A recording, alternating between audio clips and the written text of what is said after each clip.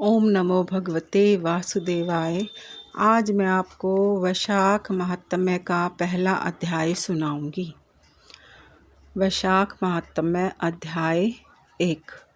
मनुष्यों में श्रेष्ठ नर और नारायण को नमस्कार कर और देवी सरस्वती तथा व्यास जी को प्रणाम कर उनकी जय बोलता हूँ।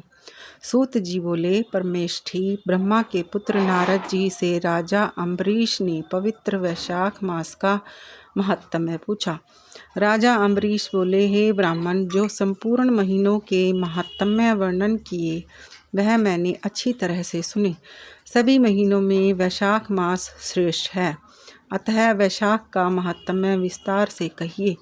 मुझे सुनने की इच्छा है, यह मास विष्णु भगवान को प्यारा क्यों है और इसमें कौन कौन से धर्म कार्य उन्हें क्यों प्रिय हैं, क्या दान करना चाहिए, उसका क्या फल होता है, ये सब कार्य किस देवता को प्रसन्न करने के लिए करने चाहिए, इस मास में करने योग्य काम क्या हैं और कौन से कार्य विष्णु भगवान को प्रिय हैं, इसमें क्या दान किस लिए किया जाता है, उसका फल और उद्देश्य क्या है, इस मास में किन किन वस्तुओं से भगवत पूजन करना चाहिए।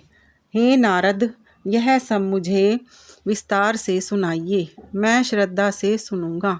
नारद जी बोले, हे राजन, सभी महीनों का महात्म्य पहले विष्णु जी ने लक्ष्मी जी से किया था, जो मुझसे ब्रह्मा जी ने कहा है। सब महीनों में कार्तिक, माघ और वैशाख मास श्रेष्ठ हैं। इन तीनों में भी वैशाख मास सबसे श्रेष्ठ माना गया है। यह महीना माता के समान सब जीवों को अभिष्ट फल देने वाला है। इस महीने में दान, यज्ञ, व्रत और स्नान करने से सब पापों का नाश हो जाता है। यह महीना धर्म, कर्म, यज्ञ और तप का सार है। इसकी देवता भी प्रशंसा करते हैं। यह मास विद्याओं में वेद विद्या के समान, मंत्रों में प्रणव, वृक्षों में कल्प वृक्ष, गौओं में कामधेनु, नागों में शेष, पक्षियों में गरुड़ के समान है।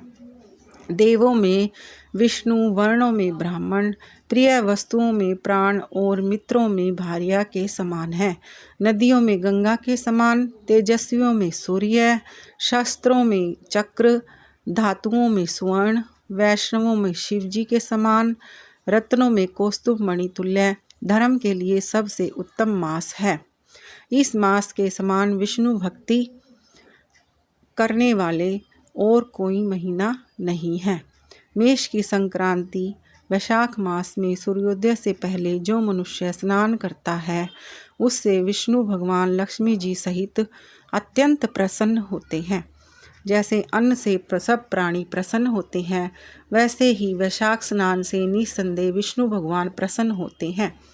वैशाख स्नान करने वाले मनुष्य और जो उनका अनुमोदन करता है, वह भी सब पापों से छूटकर विष्णु लोक को जाता है। मेष राशि के सूर्य में वैशाख मास में प्रातःकाल एक बार भी स्नान कर जो मनुष्य आहलिक करता है, वह महापापों से छूटकर विष्णु लोक को पाता है। वैशाख मास में स्नान करने के लिए जो मनुष्य एक पग भी चलता है, उसे 10,000 अश्वमेघ यज्ञ करने का फल मिलता है, इसमें संदेह नहीं। या एकाग्रचित्त हो तो ऐसा संकल्प भी करता है, उसे भी निसंदेह 100 यज्ञ का पुण्य मिलता है। वैशाख स्नान के लिए धनुष बराबर भी जो मनुष्य चलता है, वह संसार के बंधनों से छूट वैकुंठ धाम को जाता है। ब्रह्मांड भर में तीनों लोकों में जितने तीर्थ हैं, हे राजेंद्र, वे सब नगर बाहर के थोड़े से जल में भी रहते हैं। अर्थात वैशाख मास में स्नान के लिए किसी तीर्थ में न जा सके तो नगर के बाहर किसी जलाशय में स्नान करना चाहिए। यम की आज्ञा से शास्त्रों में लिखे पाप उसी समय तक गरजते हैं जब तक मनुष्य वैशाख स्नान नहीं करता। हे राजन, विष्णु भगवान की आज्ञा से वैशाख मास में तीर्थादि के अधिष्ठाता देवता सूर्योदय से 6 घड़ी तक जल से बाहर मनुष्यों के हित के लिए ठहरते हैं। हे राजेंद्र, उस समय तब तक भी जो लोग स्नान के लिए नहीं आते, वे उनको दारुण शाप दे अपने स्थान को चले जाते हैं।